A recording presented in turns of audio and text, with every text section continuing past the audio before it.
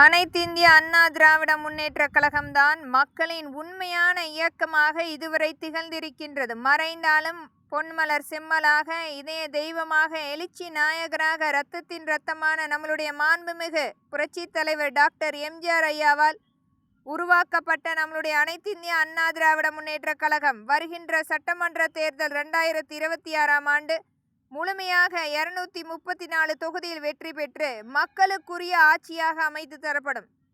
விவசாய மக்களுக்கு முழுமையான அவர்கள் கேட்கும் அனைத்து கோரிக்கைகளும் முழுமைப்படுத்தப்படும்.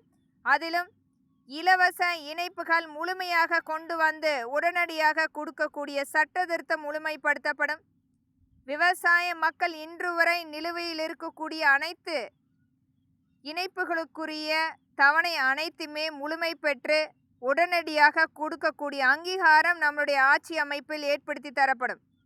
விவசாய மக்களோடு சேர்ந்து கூட்டமைப்பு தொழிலாக நம்முடைய அனைத்திந்திய அண்ணா திராவிட முன்னேற்ற கழகம் ஆட்சி மிகப்பெரிய ஒரு மாற்றத்துக்குரிய வாய்ப்புகள் பங்களிப்புகள் முழுமைப்படுத்தப்படும்.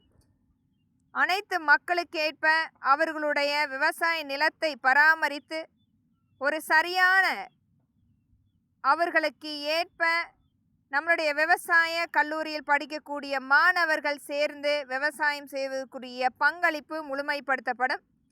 அவர்களுக்கு ஏற்ப அனைத்து விவசாயம் சார்ந்த அனைத்து வகையான காப்பீடு நிர்ணயம் செய்து தரப்படும்.